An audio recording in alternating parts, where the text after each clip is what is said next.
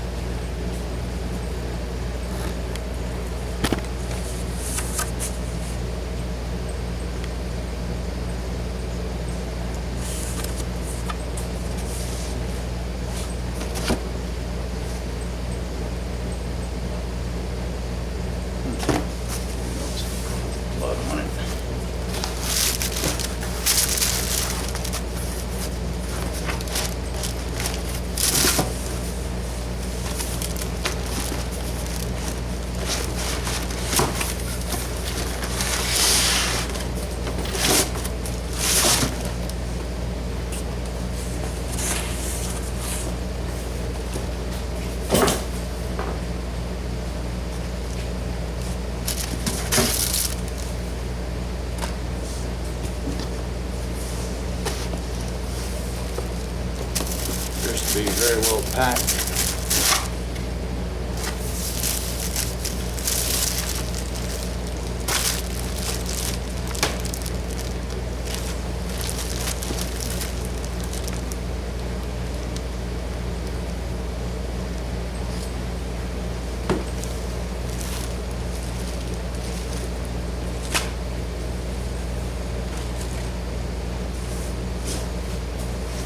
Pretty darn heavy. Take this nothing more in the box. I'm going to take the box down and put it back on the counter here.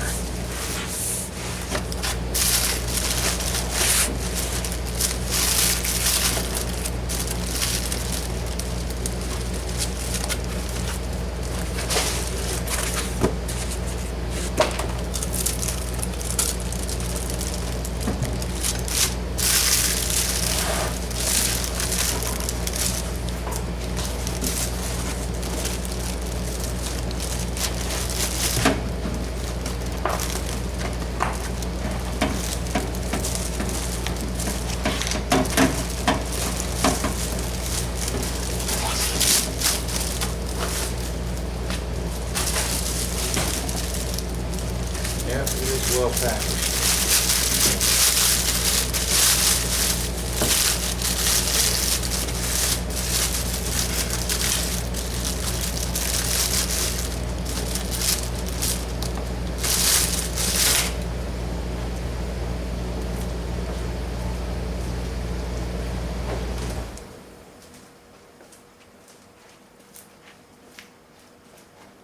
Turn the AC off there so maybe the commentary will be a little bit better, but I've been welding a long time, but I've not done any TIG welding, so this is all going to be new to me. I've been watching a lot of videos. I've done a lot of brazing, oxygen acetylene brazing and stick welding. I'm doing some MIG.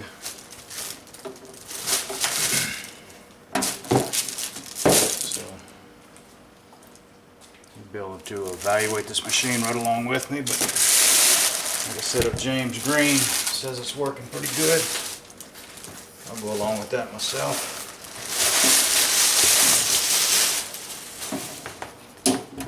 I didn't know it was going to come with a power cord, to be honest with you.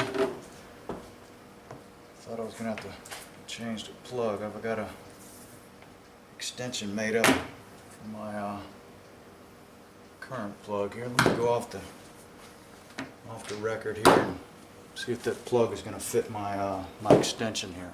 Stand by.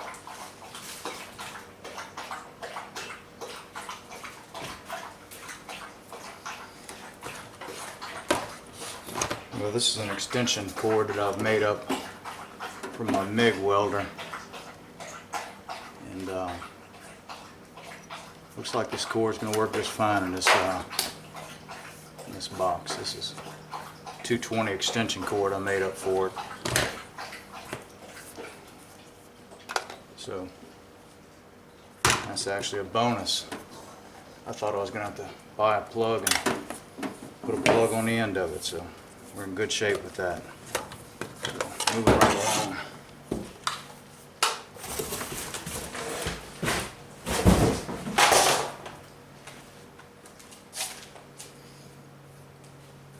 Alright. I don't see any kind of damage to the machine or anything. All the knobs and everything appear to be in good shape. Switches, buttons, all in good order. All the connectors in good shape. Gas inlet, circuit breaker, back in the off position. I do see a plug-in at the top for AC 220. I don't know what that's for, but I guess that'll come for reading the book.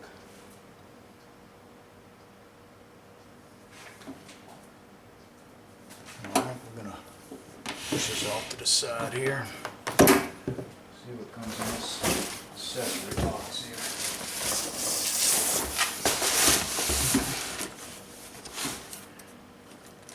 Alright.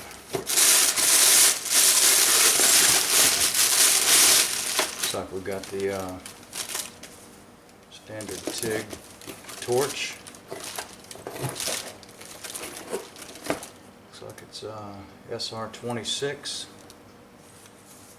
It's got a nice, almost like a denim protector, and all the way down it, denim sleeve, all the way down the length of it.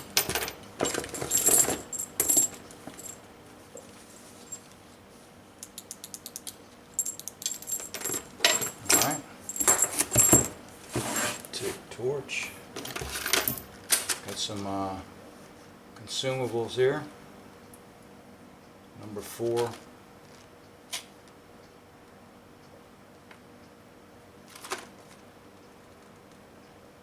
Ceramic cup there. And collets. Looks like a short handle and a long handle.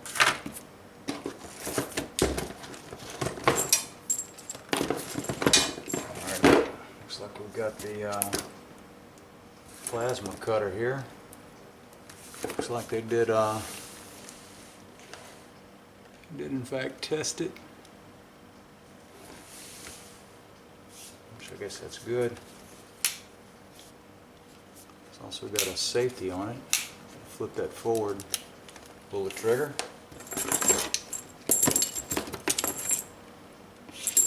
All the connectors be in good shape.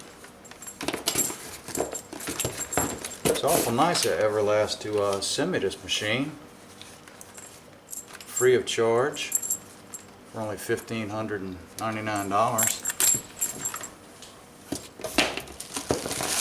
Let's see what we got here. It's like a box of fittings. Must be for the air regulator.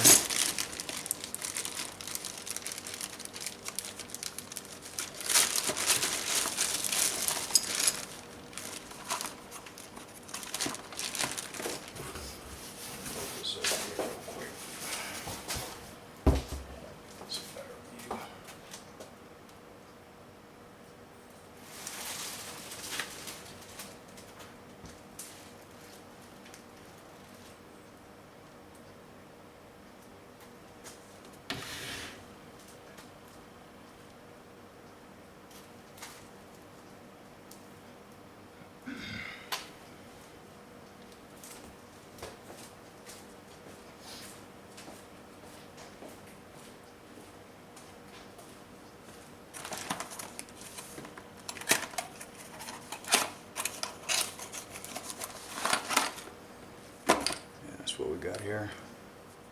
Regulator. It's going to regulate the pressure of your air for your plasma cutter. I guess these brass fittings and all, how to hook that up. Put that off to the side. Ground clamp. Does have a nice copper ground strap inside of there. That should live up to a good bit of heat.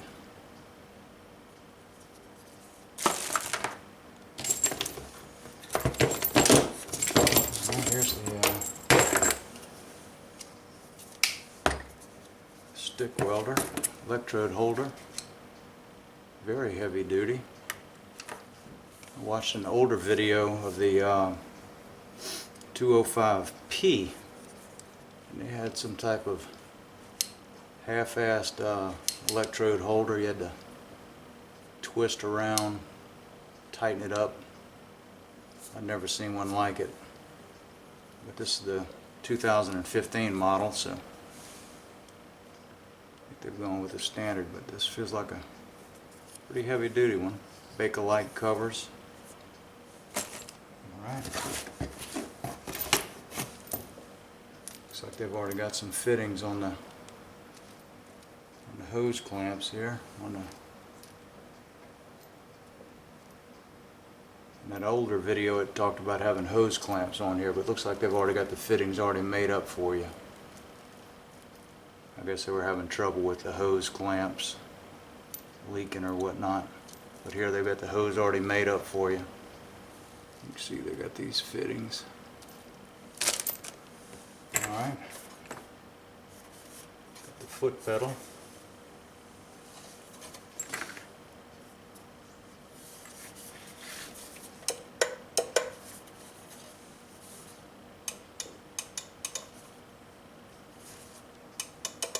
Like I say, I've not used a foot pedal before.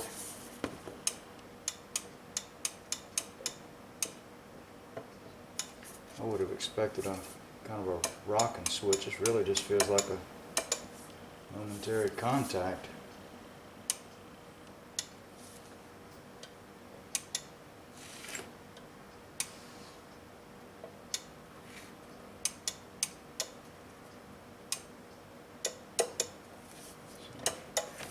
I'll have to do a little reading into that to see how that works.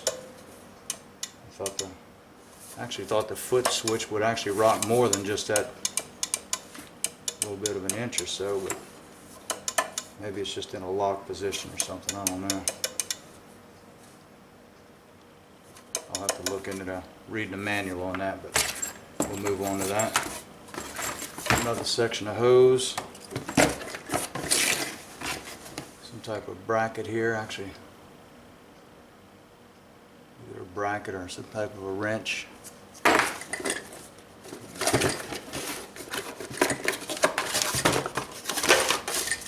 Here's the Argon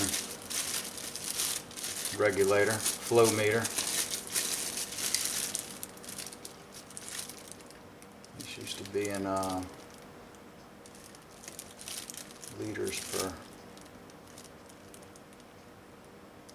now it's in pounds per square inch, it looks like. Last video I saw it was in liters per hour. But again, I'll have to look and see what this is measuring in 10, 20, 30, 40, SCFH. SCFH. It says carbon dioxide. But we'll have a look at it and see. Again, I need to read the manual on this.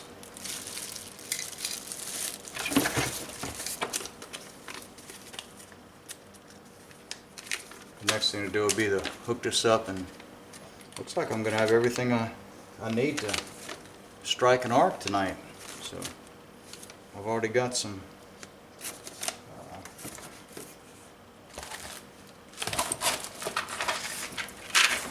got some 2% lanthanated tungsten electrodes. We've got some 3/32 and some 16-inch. Got all kinds of filler rods. Let's see what this flow meter's set for.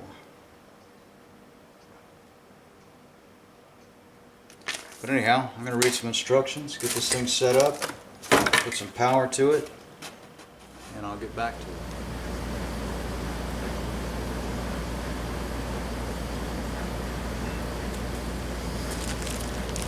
Alright, I guess we're going to start by putting this regulator on the back of here.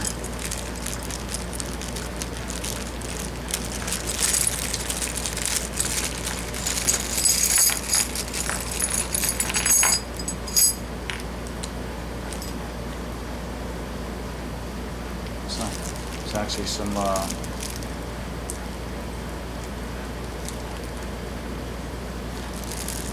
there's actually some plasma torch consumables in here as well.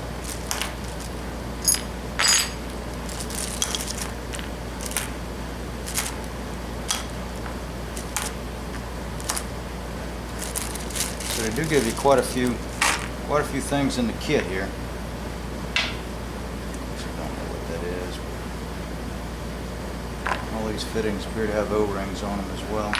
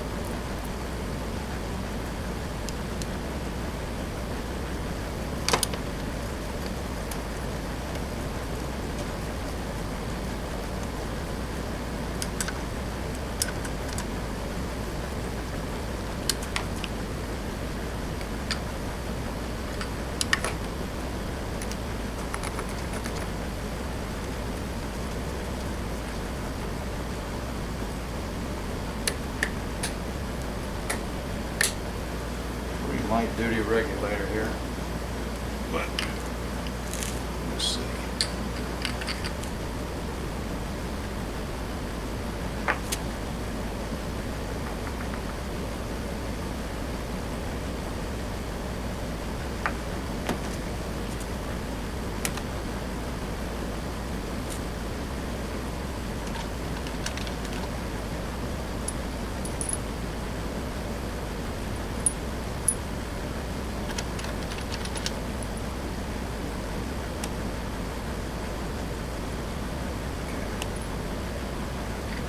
Connected on the wrong side here. Again, hose bar coming out the outside.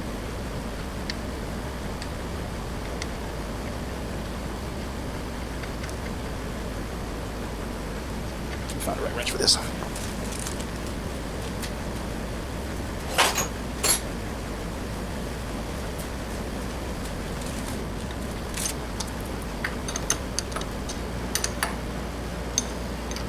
Using Teflon tape, it does come with some O-rings already on the these fittings.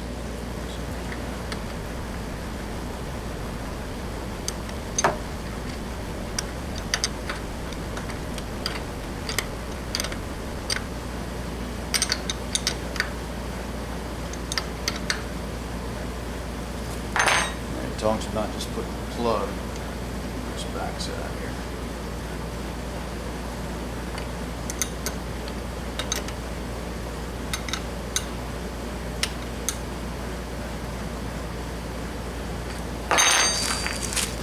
I don't see any clamps in these bags here. They'll give you this extra piece of hose. sure it's just gonna, I'm not gonna put the clamps on it now because this is strictly for the plasma part of the cutting operation, but put your hose clamp on there, and you run it in here like so. Once you tighten that up, then you get your airline. You run your standard compressor line into here, adjust your PSI right here. It does talk about putting additional dryers and oil separators in line with your compressor. So that's what you need to do there. So we're not going to do that now. We're actually going to be hooking up Argon to this. So we're going to leave this off for right now. This nice bar fitting does fit tight.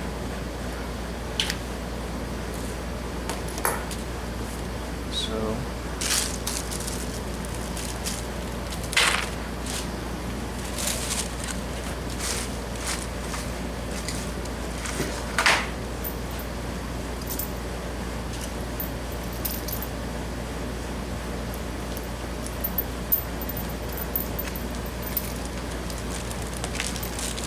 pretty nice long hose for your Argon connection.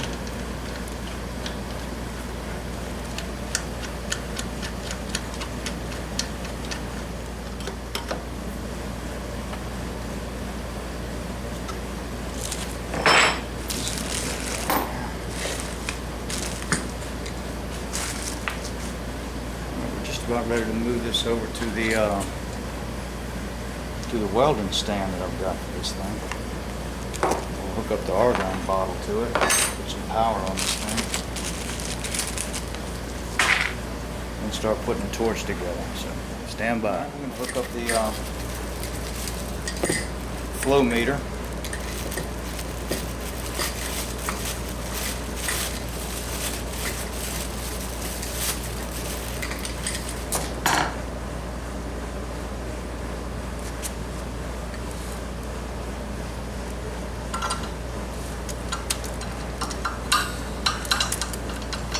I've already purged the line a little bit. You should always purge the line. Make sure you don't have any dirt or anything in there.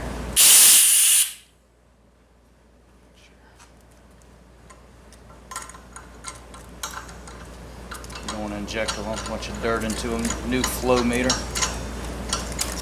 or any other kind of regulator or anything for that matter.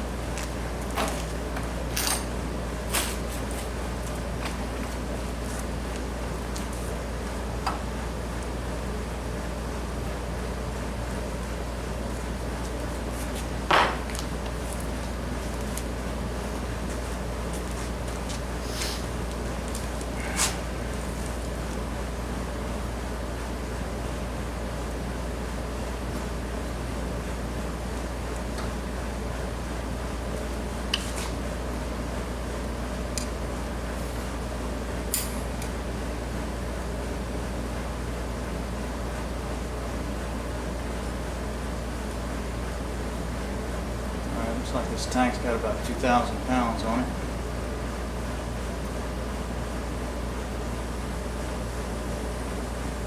Flow meter appears to be working. Of course, since I don't have a torch hooked up to the front of it, it's went in there and it stops. So I'm going to move it around and hook the torch up to the front. Actually, I'm going to put the torch together.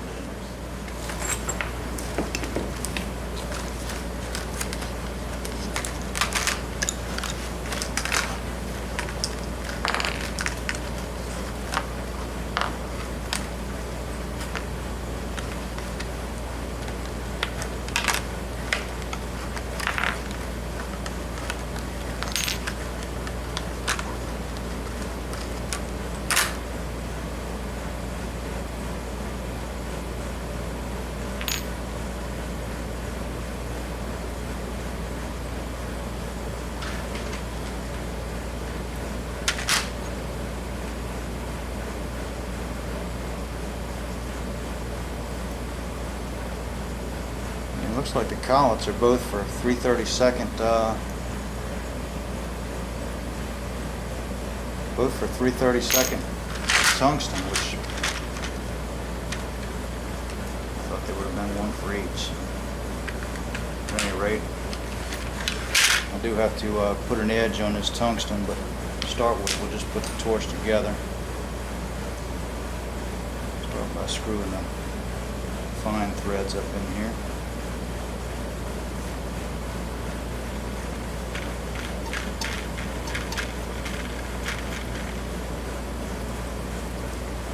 Alright, we'll drop one of these collets down on the inside. Run the tungsten down the middle.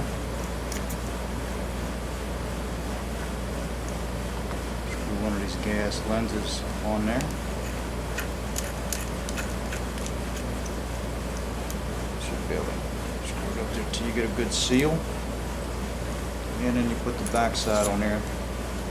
Screw it down till you get the O-ring sealing in there. Of course, when you screw that down there, that tightens up your collet until you get a point on it.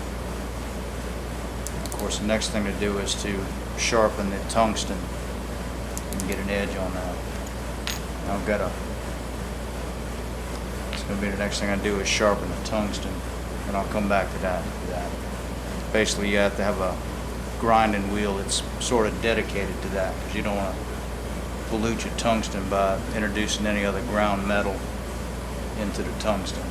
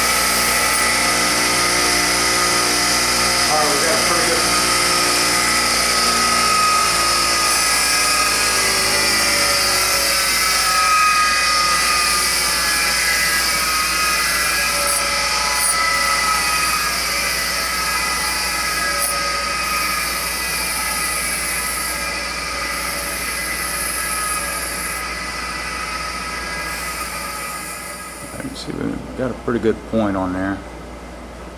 It's actually pretty damn hot too. But that's what we need. And it needs to be ground with those striations facing along the length of the rod, or else the arc will start jumping off different directions. So it's got to be ground the way that was just shown. And that's directly off the EverLast website, so that's where I got that from. Alright, so now we got our tungsten all sharpened up. Got a pretty decent point on it. So we'll put it back in our collet. Actually, I'm going to have to come in from the other end.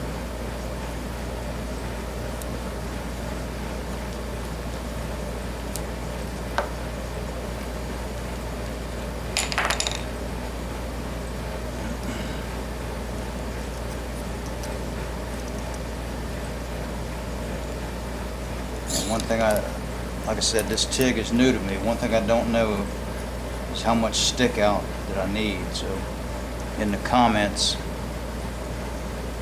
if you want to give me some kind of idea. Actually, two things I don't know. How much argon flow to put on there, how many liters per minute to put out, and how much stick out I need on the tungsten. So there's a couple things I need to learn. In a few minutes off camera, I'm going to give it a try and see what I end up with, but there are a few things I need to know. Stick out, argon, and what difference the cup size makes on this on the lens, on the gas lens. So there's a couple things I need to find out here. I guess a small piece is like if you're just using a very short piece of tungsten. I know once you contaminate this tungsten, if it hits the puddle, or if your filler rod hits it, then you simply just take a pair of pliers, snap it off, and regrind it. You don't want to regrind it because you will contaminate your wheel and get whatever filler metal will then be into your wheel. When you regrind it, you'll contaminate your tungsten. That's one of the reasons you don't do that. So, all right, we're going to spin the camera around and hook up the torch to the front of the welder. Here we go. All right. Let's see if I can figure this out.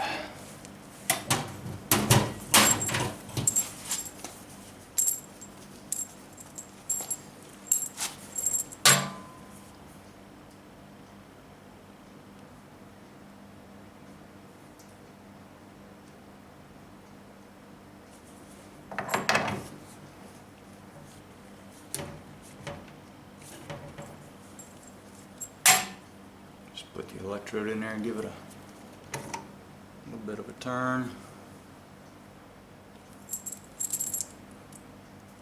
Control line. Looks like a regular DIN plug-in. Now, actually, I think I'm going to leave that unhooked and plug in the foot pedal. So I'm going to leave that unhooked for right now. I'm going to go ahead and hook up the gas line. Just simply push that in there till it clicks. Foot pedal here. The pedal's got about a mile of wire on it.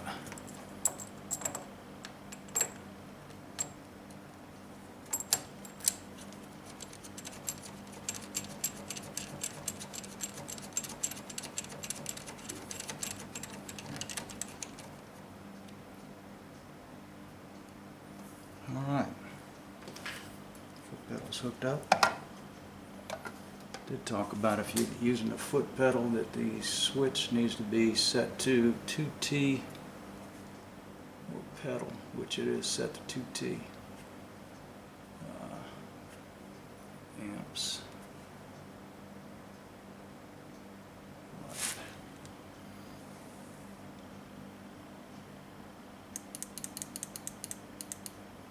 Alright, maybe you don't get any flow until you turn the machine on, so let me run some power to the machine. See what we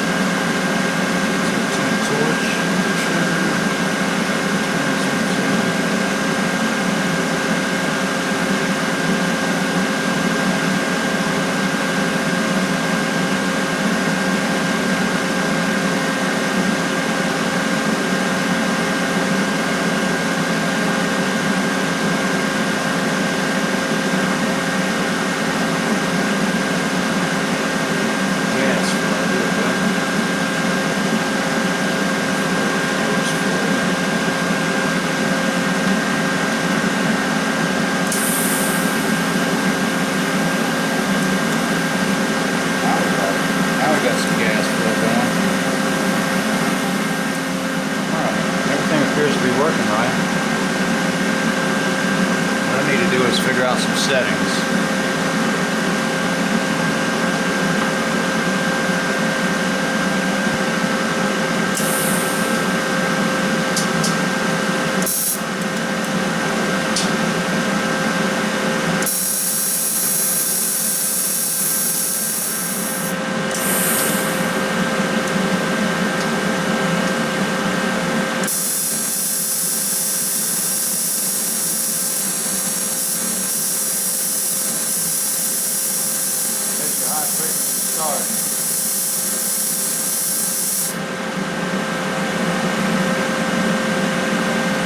That part's working.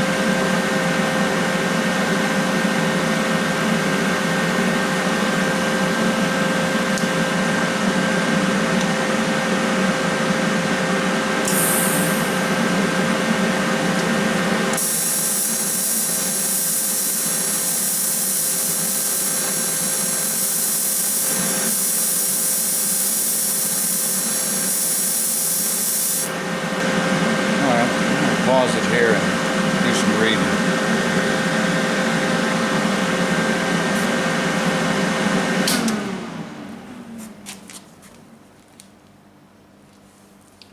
But so far, as far as the unboxing goes, everything appears to be working as advertised. Everything looks good. Again, my thanks to James Greene. When I asked recommendations for a TIG welder, he was the first to come out to tell me about this EverLast Pro. This is a multi-process system. It TIGs, sticks, and plasma cuts, which is, you know, like him, I'm just a hobbyist. You know, I do neighborhood repairs and that sort of thing. Got a couple little jobs pending, but I'm not a production shop by any means. I'm just a hobbyist. But anyhow, it certainly looks like it's well worth the money. Looks like it's well built, and the reviews I've read so far are good. And there's a hell of a lot of videos out there to tell you how to use this thing. And there seemed to be a lot of support behind this machine as well. So there'll be more videos to come on this. Again, thanks for visiting the channel, and hit the like button and subscribe. I appreciate it. I'm starting to get a lot more viewers and subscribers, and I really appreciate y'all. So it makes it all worthwhile. It's a lot of work doing these videos, and I don't do it. I do it because I like it. So, but I do appreciate the views and the thumbs up buttons. I appreciate it. Thank you. Brian Stanga out.